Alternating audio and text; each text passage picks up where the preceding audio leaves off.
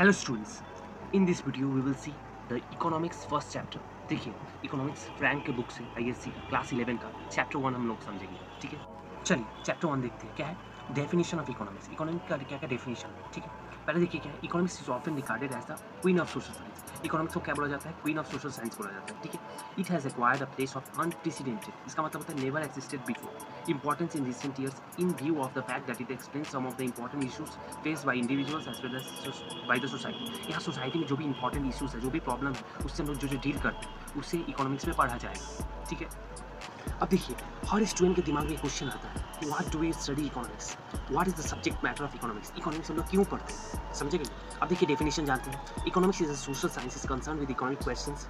It seeks to explain systematically a large variety of questions pertaining to economic behavior of individuals, the society and economy. समझेंगे, जो भी behaviour होता है individuals का, एक आदमी का, सोसाइटी का, इकोनॉमी का, सब जानेंगे इसमें. ठीक है, इकोनॉमिक्स क्या करता है, बहुत इंपॉर्टेंट क्वेश्चन पूछता है.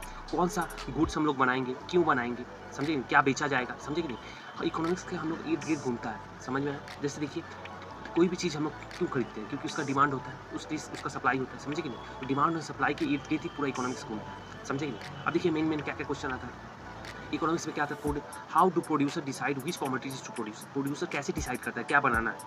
हाउ टू प्रोड्यूस, ठीक है, कैसे बनाएंगे. और व्हाट प्राइसेस टू सेल, किस दाम में बेचा जाएगा. ठीक है, लेवल ऑफ वेजेस, वर्कर्स लोग का कितना वेज होगा, डेली वेजेस, डेली इनकम. ठीक है, why to government employees demand higher dearness allowance when prices go up. समझे कि गवर्नमेंट एम्प्लॉयज डीए क्यों चार्ज करता है, समझ में आया. डीए क्यों, ठीक है, डीए मतलब क्या होता है. देखिए डियरनेस अलाउंस क्या होता है.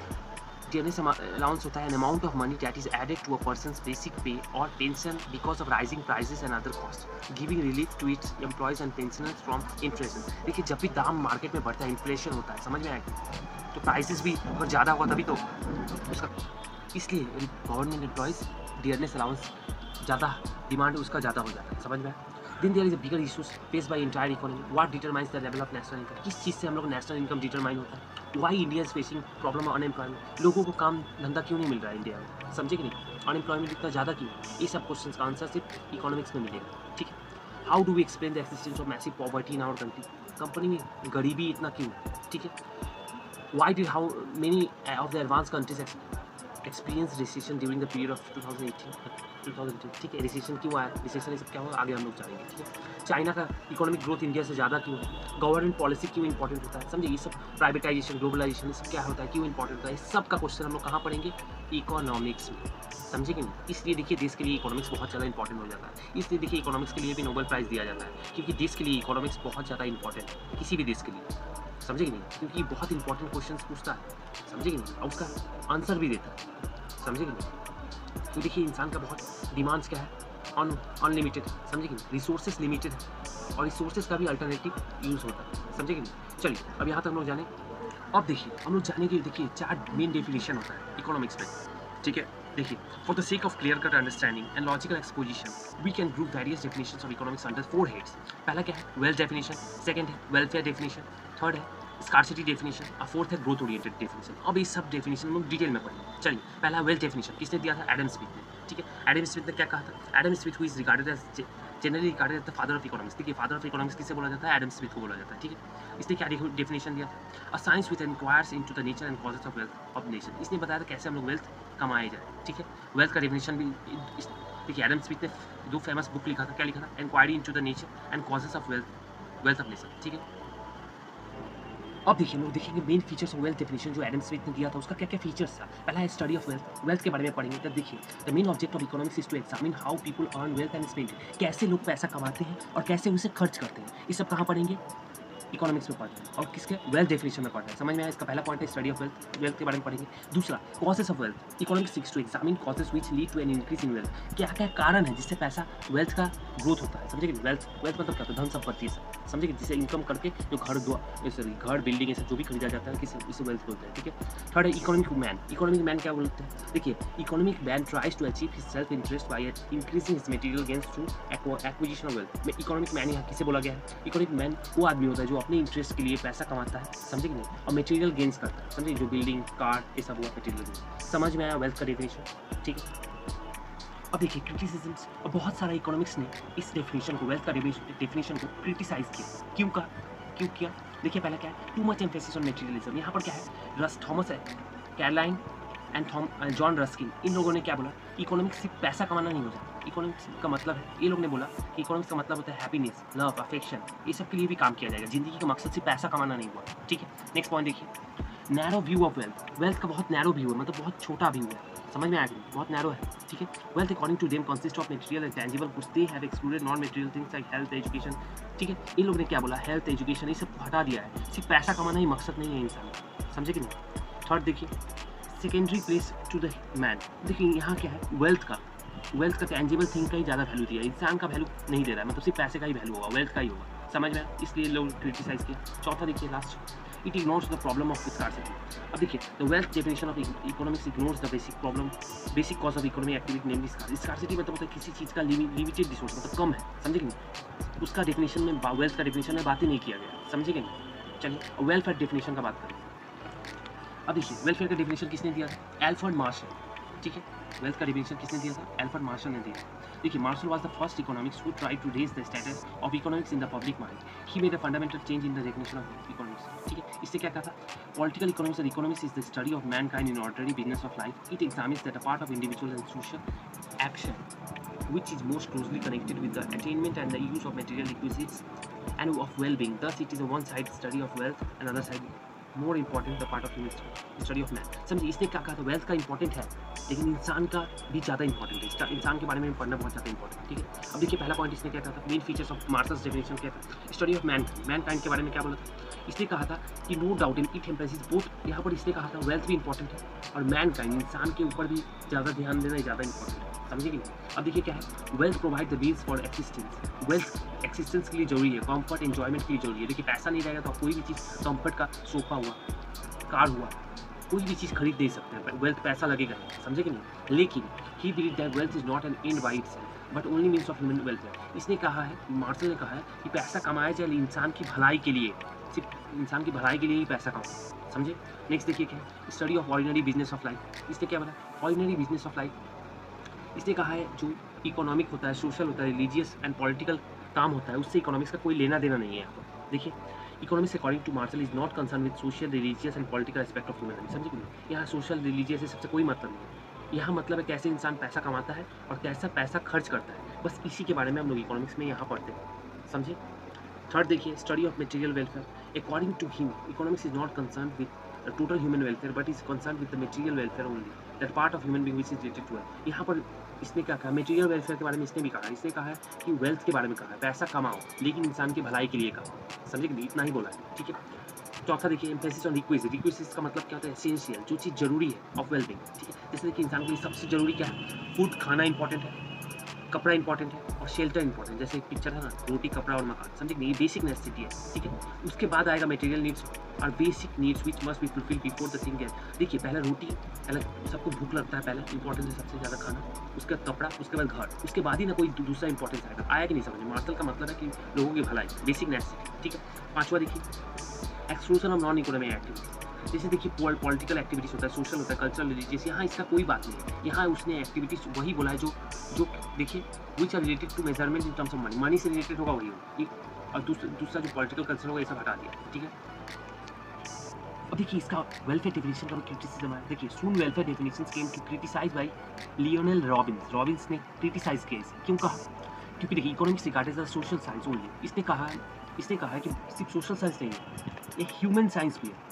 रॉबिन्स से बोला सिर्फ सोशल साइंस नहीं, ह्यूमन साइंस भी है। देखिए क्या बोला है, और social science studies the actions of the individuals living in an organized communities और as members of society, where as human science studies the human as being respective of whether he is living as a member of organized community और living और isolated. समझे, यहाँ उसने कहा human science, human behaviour के बारे में पढ़ा जाएगा, समझे कि नहीं। सोसाइटी के बारे में एक ही बार नहीं पढ़ा जाएगा, ह्यूमन के बारे में पढ़ा जाएगा, चाहे वो कहीं भी रहता है, कम्युनिटी में रहता है या अलग से रहता है, समझ में आएगी। सेकेंड देखिए, इम्प्रैक्टिकल क्लासिफिकेशन ऑफ एक्टिविटीज। और second criticism against welfare definition pointed out by Robbins is that distinction between economic and non-economic activities are unscientific, illogical and illusory since all human activities have economic aspects। समझे कि नहीं, इसने बोला है कि दोनों को अलग नहीं कर सकते, इकोनॉमिक एक्टिविटीज और नॉन इकोनॉमिक से दोनों रिलेटेड है, समझ में आएगा, क्योंकि ह्यूमन एक्टिविटीज से इकोनॉमिक एस्पेक्ट अलग नहीं कर सकते, समझ में आया।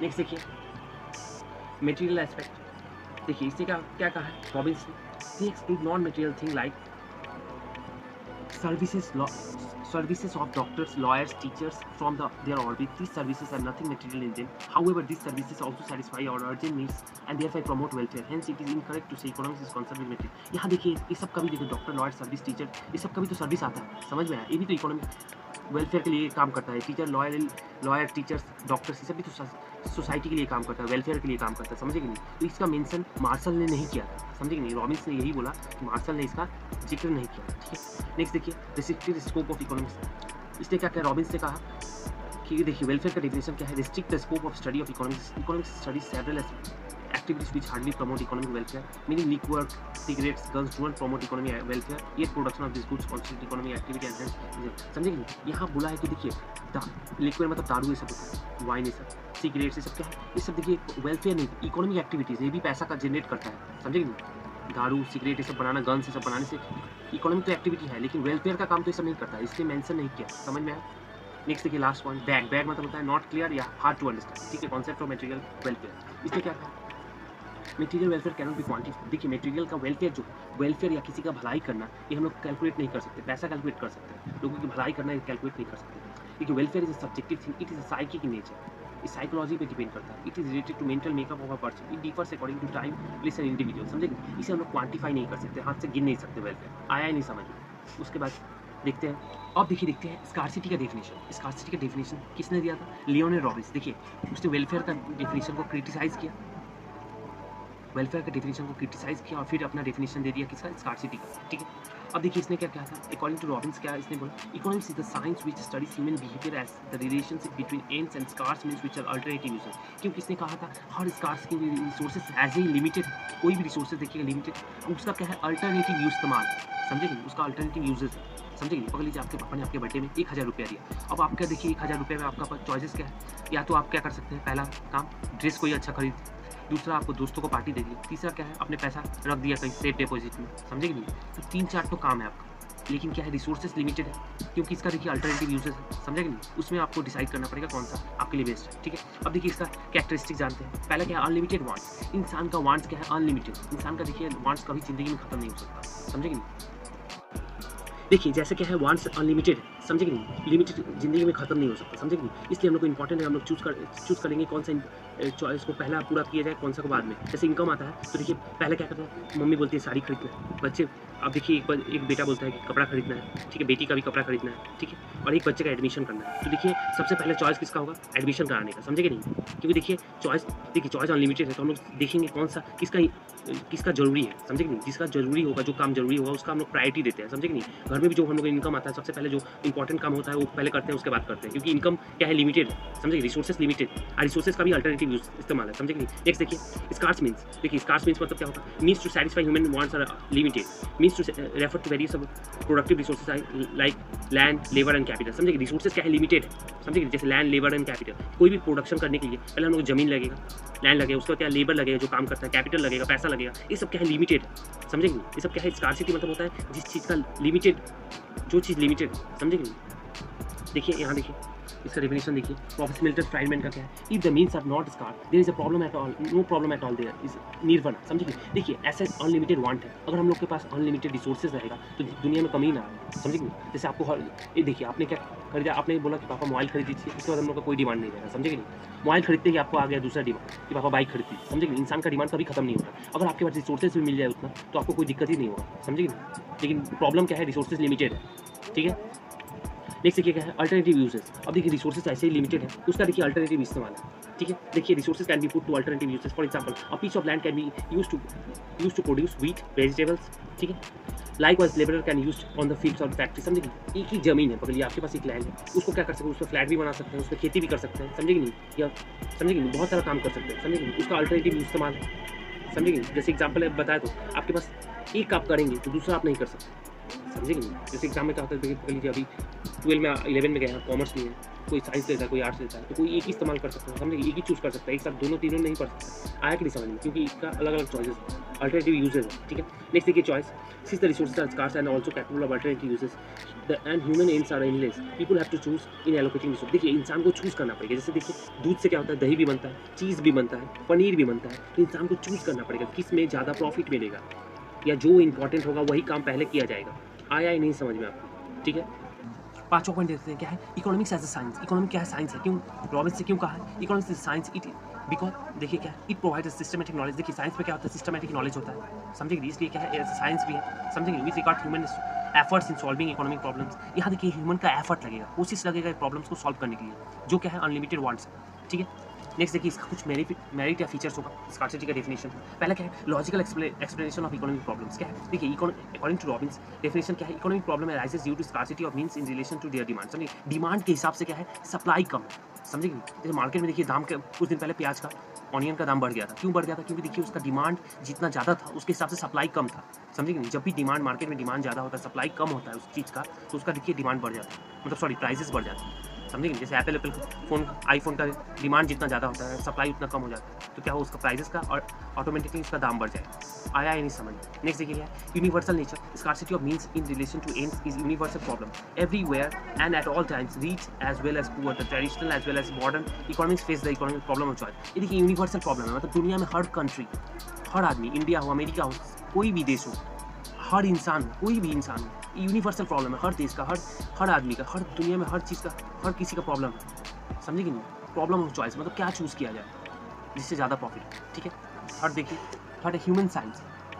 Human science are not a social science. This is because the problem of choice and resources of allocation is based on individual perspective of whether he is a member of organized community. समझे इंसान के ऊपर dependent करता है, समझे कि नहीं, कौन सा वो चॉइस करे, समझे कि नहीं। इसलिए क्या बोला गया है, ह्यूमन साइंस है, सोशल साइंस नहीं, ठीक है। चौथा देखिए, wider view of economic activity, whether they relate to a production of tangible commodities or services provided they involve scarcity of means of relations unlimited। ये क्या है, वाइडर स्कोप है, इसका स्कोप बहुत ज़्यादा है, समझे कि नहीं। क्या है, क्योंकि देखिए it involve scarcity of means of relation to unlimited wants. देखिए अनलिमिटेड वांट्स बहुत अनलिमिटेड है, रिसोर्सेज क्या है लिमिटेड, ठीक।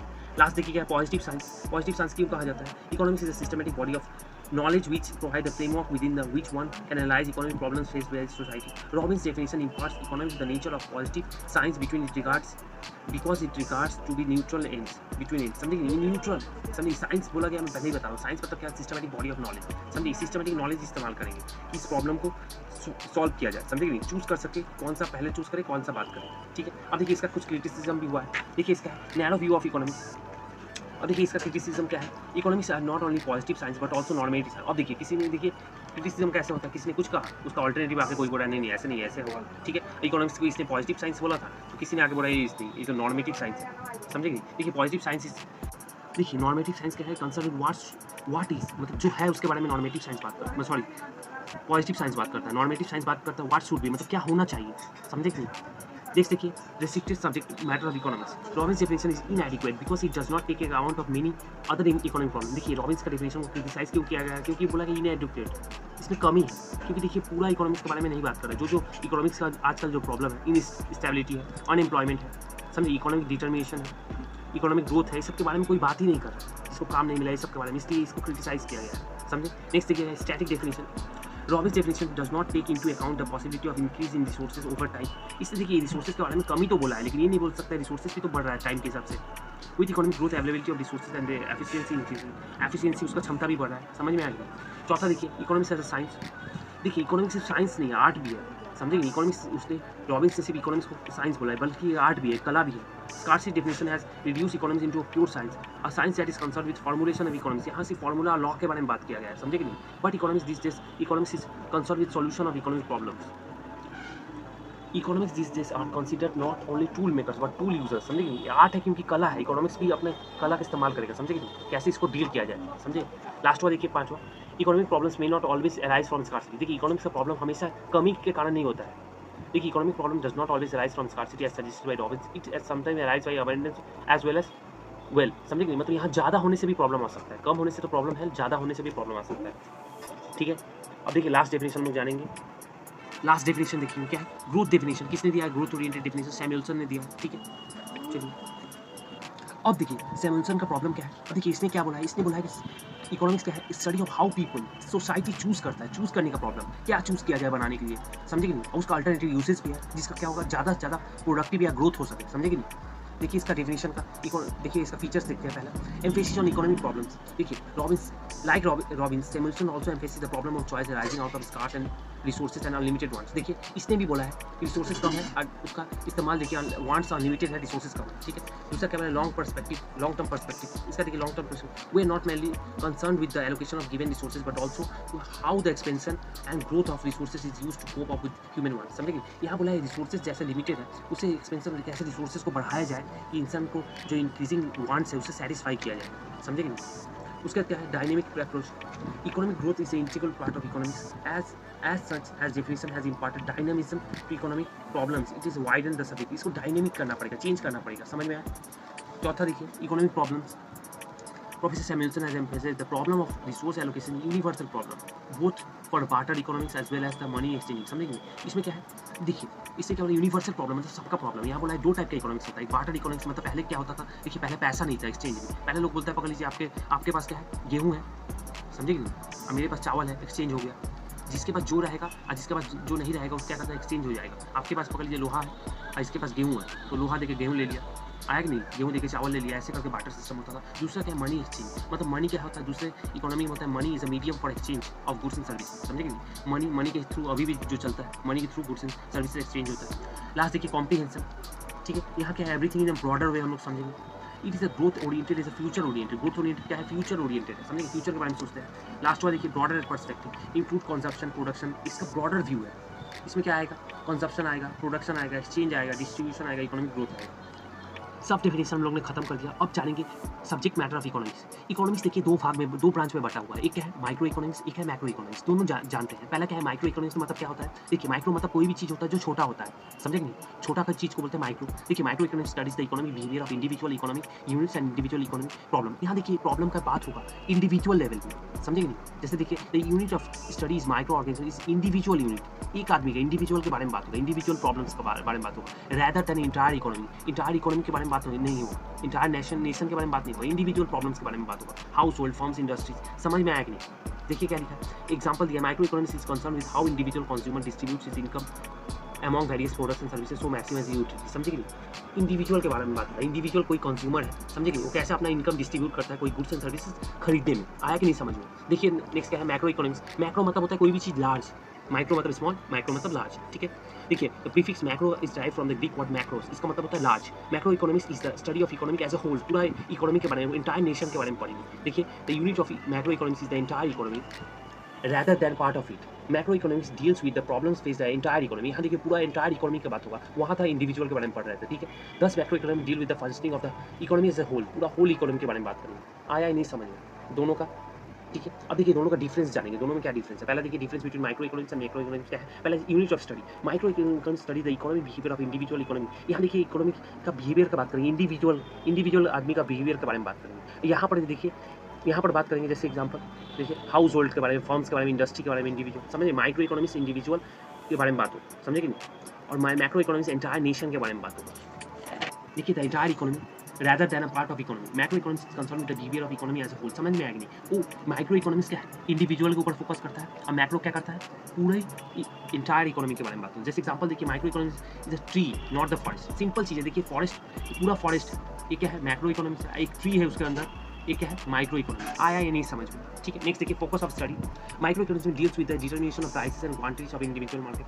देखिए माइक्रो इकोनॉमिक्स क्या डील करेगा डिटरमिनेशन ऑफ प्राइसेस कितना होगा, क्वांटिटी कितना होगा इसके ऊपर, ठीक है। It is concern with allocation of resources among industry forms industry. समझ में आ गई। माइक्रो डील करेगा प्राइसेस के ऊपर, प्राइसेस कितना होगा, क्वांटिटी कितना होगा, इंडिविजुअल मार्केट के ऊपर, एक इंडिविजुअल मार्केट के ऊपर, ठीक है। यहाँ देखिए मैक्रो इकोनॉमिक्स किस पे डील करेगा। On the other hand micro economics with broad economic national income total employment. समझिए यहाँ देखिए नेशन के बारे में बात हो रहा है, नेशनल इनकम के बारे में बात हो रहा है। आया नहीं समझ में, ठीक है।